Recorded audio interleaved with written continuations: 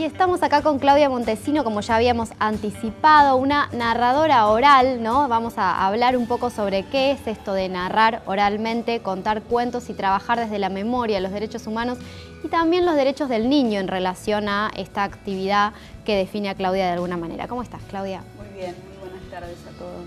Bueno, muchas gracias por estar acá y contanos un poquito. A mí yo pensaba, ¿no? Cuando te enunciaba en relación a esto de ser una narradora oral, ¿cómo es esa idea de narrar oralmente? Porque tiene mucho que ver con la propia lengua, ¿no? En algún punto. En realidad creo que es una de las actividades más primarias del ser humano. Es transmitir de unos a otros historias que nos engloban, nos acompañan, nos nutren. Y dentro de la narración oral lo que hacemos es rescatar historias de nuestra patria, y tomo patria como patria grande, ¿no? Como este núcleo de espacio donde hombres y mujeres cohabitan, conviven y van transmitiendo de generación a generación las cosas.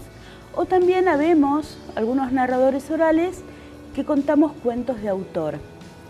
Particularmente en mi caso, hago las dos cosas, pero priorizando mucho más la transmisión de nuestras historias. O sea, las narraciones serían las narraciones que la historia trae oralmente y que uno las va replicando y va construyendo con el otro en ese intercambio, ¿no? Exactamente, exactamente. Y además, por mi tarea de muchísimos años en el marco de la docencia, en la tarea universitaria, que pude nutrirme de algunos maravillosos programas de extensión donde buscan las raíces de nuestros pueblos, las historias, por ejemplo. Ayer fue un día muy emblemático de combatientes de Malvinas, que pudimos charlar con madres de esos combatientes, o historias de abuelas que buscan a sus nietos. Particularmente soy narradora por la identidad, que colaboró con Abuelas de Plaza de Mayo para encontrar nietos. Y lo hago a través de lo que puedo, que es la palabra, que son los cuentos. Y estoy en diferentes espacios para lo que nosotros decimos sembrar dudas, para que los que esa semillita de la duda prende, van a Abuelas de Plaza de Mayo y se hacen su análisis. ¿Y cómo se potencian a veces estos relatos escritos cuando uno los narra, ¿no? Casi como una teatralización de lo que está escrito. Y es poder poner de manifiesto en el uno a uno. Es las historias, aunque sean sumamente conocidas, aunque tengan infinitos relatos por otras personas, cuando nosotros lo contamos uno a uno, porque en realidad, aunque haya un auditorio inmenso, es uno a uno. Porque tiene que ver, ahí estamos viendo algunas imágenes, ¿no? De algunos talleres y actividades. Y esto de decir, bueno, cuando hay un auditorio enorme, igual también es uno a uno, tiene que ver, supongo, ¿no? Vos corregime si no es así, pero con algo de que la narración oral también implica una escucha. Y la escucha también construye en relación a lo colectivo, pero también en relación a la propia conciencia que uno tiene de la propia historia. Lo que pasa es que si yo te hablo en un cuento del jardín de mi abuela, esa abuela para vos va a ser la tuya. O si te hablo de los aromas de infancia, cuando llegabas a la cocina y sentías olor a bizcochuelo y cascarita de naranja, seguramente tu memoria va a ir a un espacio que te recuerda y te reencuentra con lo más querido. Claro. Entonces, desde lo chiquitito hasta lo más inmenso. Y además, desde los cuentos, uno puede generar un espacio de conexión. Ahí veo imágenes de Isla Maciel. Cuando estuve en la isla, lo que hice ni más ni menos es potenciar la palabra. En un lugar donde nadie escucha, porque los chicos no están acostumbrados a que lo escuchen los otros, sí en la isla, pero vivir en la Isla Maciel era todo un tema. Y donde nadie también en muchos casos valora la palabra, ¿no? Me parece que eso también es interesante. Hace poco salió una nota tuya en Página 12 donde vos narrás de algún modo, en este caso escrito, pero también muy oralmente. No había una oralidad en ese escrito que tenía que ver, creo yo, con la recuperación de la memoria propia, en términos de la propia historia sobre tu llegada a la universidad, ¿no? Hay algo de tu infancia también en esa nota. Que esa nota en realidad fue una consecuencia de algo que surgió de la oralidad. Claro. Porque cuando yo salgo de hacer un espectáculo de narración oral que apunta a denunciar y a evidenciar la violencia de género, mis hijas, Martina y Micaela, me cuentan lo que había dicho la gobernadora. Entonces yo lo escribo en un estado de Facebook muy rápido. Que recordemos que la gobernadora dijo que todos sabemos que los pobres no llegan a la universidad, exactamente. ¿Para qué invertir en universidades, en lugares de conurbano y en otros sitios, ¿no? Y yo le mando el audio por WhatsApp a mi abuela postiza, Delia Giovanola, que es abuela de Plaza de Mayo, y ella lo debe haber mandado a otra persona y otro a otra, pero en realidad era un audio que yo le contaba esta historia que había publicado y que la gente estaba repicando. Y cuando yo llego, que fue impensado en realidad, porque yo lo que hago es un relato en el cual primero tenía que hacerlo, porque si no, cuando yo doy clases en espacios de extrema vulnerabilidad, que le digo a los chicos que sí, que con el esfuerzo, con la dedicación, podemos pasar de diferentes estados. Si yo no escribía nada o no contaba nada, ¿cómo los miro al día siguiente a los pibes? ¿Cómo les digo que no les mentí? Entonces hago todo un relato, pero fue escrito absolutamente, no sé, en 15 minutos. Sí, se nota que es visceral. Era una cosa, y con mucho respeto, porque esto era lo que yo quiero decir, y tampoco con odio. Y le relato una infancia que fue sumamente feliz. Mi infancia fue feliz. Mi infancia, esta cosa que yo menciono, donde mi mamá con su 3er grado, con un montón de cosas por descubrir, veía el mundo a través de lo que yo le contaba cuando llegaba a la escuela, ella siempre abonó la idea de que sigamos estudiando, y eso es la universidad. Y justo hoy, a 100 años, ¿no?, de la reforma universitaria, donde la universidad es de puertas abiertas.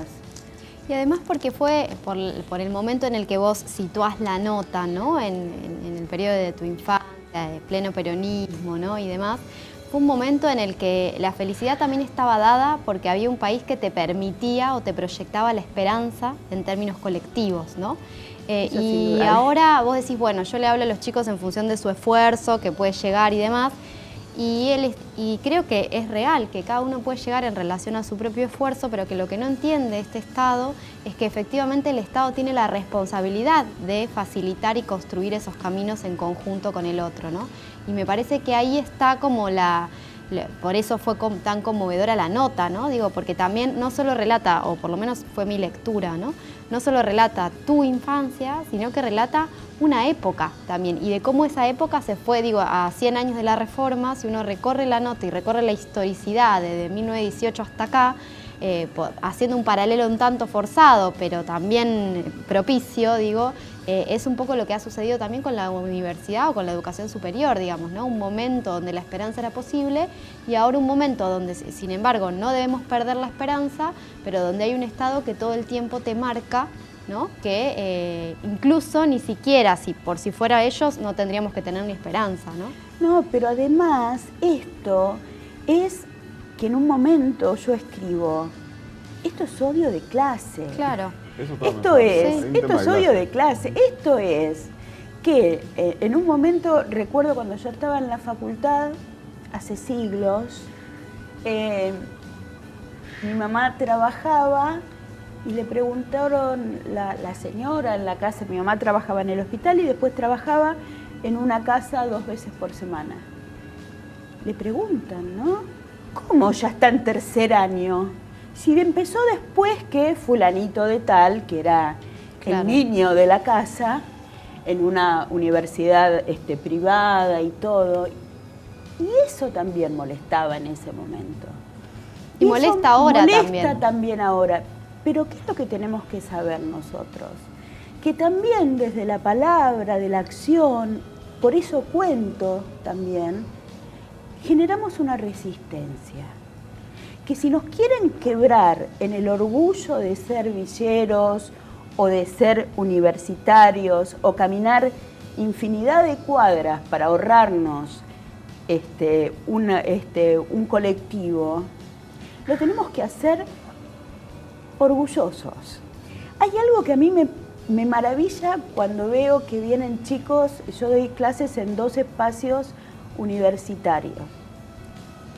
Cuando vos ves en primer año que me encanta, en primer año cuando doy clases, cuando los chicos vienen de lugares que se ven que están vulnerados porque si llueve no pueden salir, porque el bendito tren demoró años más para volver, entonces se les hacía mucho más difícil, porque está mucho más caro toda esta realidad, vienen casi con la cabeza gacha, derrotados.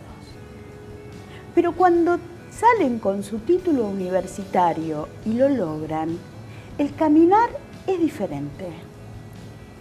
El ver el festejo en el primer año que yo tuve la oportunidad de ver la primera corte de egresados en una universidad del conurbano, que vino toda la familia a recibir a ese primer universitario, ahí nos damos cuenta que vencimos ese odio de clase. Ahora, si nosotros entramos en el terreno de la discusión donde ellos quieren ponernos, ahí perdimos. Sí, porque nosotros muchas veces lo reflexionamos sobre estos dichos, que no solo tienen que ver con el dicho de Vidal particularmente, sino un montón de dichos, que nunca son casuales, ¿no? Siempre hay una búsqueda muy concreta, no hay nada que se les escape o que haya sido un descuido, sino que todo tiene un objetivo atrás. Entonces está bueno cuando uno se encuentra con esos dichos que le pegan en la cara, tratar de desandar, ¿no? Que hay atrás, porque siempre hay un público que se está buscando. Y no naturalizar alguna de las cosas que han sucedido en los últimos años, digo, porque ahora que estamos, bueno, en la fecha de la reforma, digo, la Universidad del 18, por los que se sublevan los estudiantes, tenía que ver con esta misma condición que enuncia de alguna manera este gobierno en términos de lo que es la universidad, digamos, lo que estaba en discusión y lo que disputa el movimiento estudiantil relacionado con el movimiento obrero era la disputa por una universidad elitista, donde solo ingresaban de pocos, ¿no? Si uno recorre incluso las fotografías, no hay ni siquiera muchas mujeres en esos espacios, digo, hay como una tensión muy grande que pareciera que pasó en el 18 y que hemos evolucionado a lo largo de la historia, pero que si uno revuelve un poco, todavía hay una clase que sigue sosteniendo que ese es el lugar de la universidad. Es que las historias son cíclicas, pero mirá los dichos de la gobernadora. Todos saltamos con esto de esta frase que ¿para qué invertir en universidades para pobres que los pobres no van a acceder? Pero ella lo dijo unos minutos antes.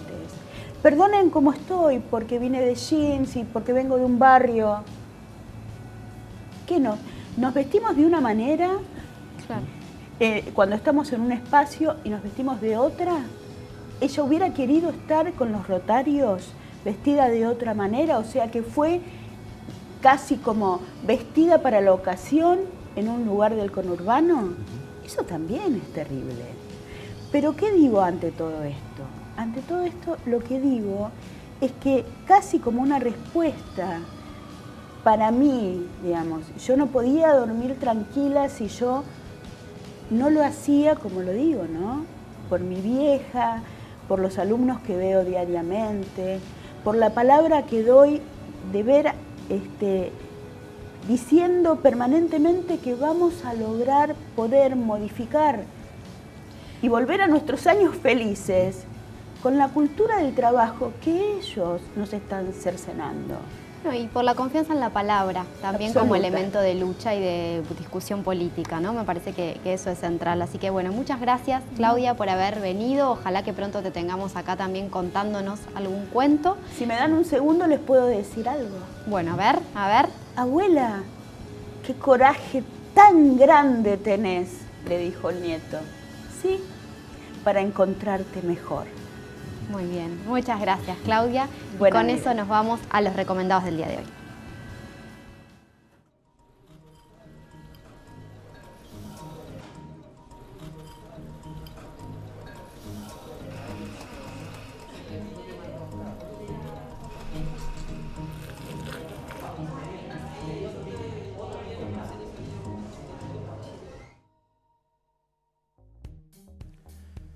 Mi nombre es Leandro Ciapina, me dicen Pepi, soy actor improvisador acá en La Plata, actúo en 2 espectáculos que se llaman La Liga de Improvisadores y el Match de Improvisación Teatral, y les quiero recomendar un canal de YouTube que se llama Te lo resumo así nomás.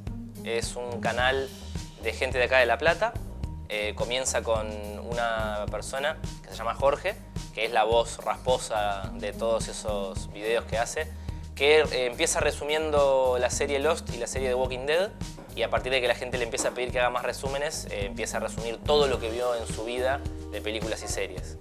Y cuando termina de resumir todo eso y no le quedan más cosas, empieza a ver cosas que antes no había visto y a resumirlas. Es un canal que lo recomiendo porque tiene mucho valor de nostalgia para la gente que ha visto series de los 80, de los 90 o películas también, pero también resume muchas cosas de ahora, muchas cosas actuales. Así que si alguien quiere conocer series interesantes o películas interesantes, es un muy buen lugar para empezar, y aparte es muy divertido de ver cómo las resume y todos los chistes internos que van apareciendo. Puede encontrarse con series muy buenas y también con muy malas. Es una muy buena forma de vacunarse contra series o películas que uno después desearía no haber visto.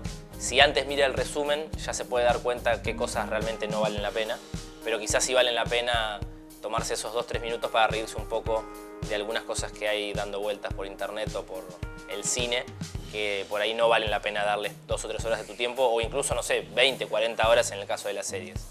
Así que recomiendo mucho el canal Te lo resumo así nomás. Lo buscan como Te lo resumo así nomás o como TLRAN, que es la sigla cortita.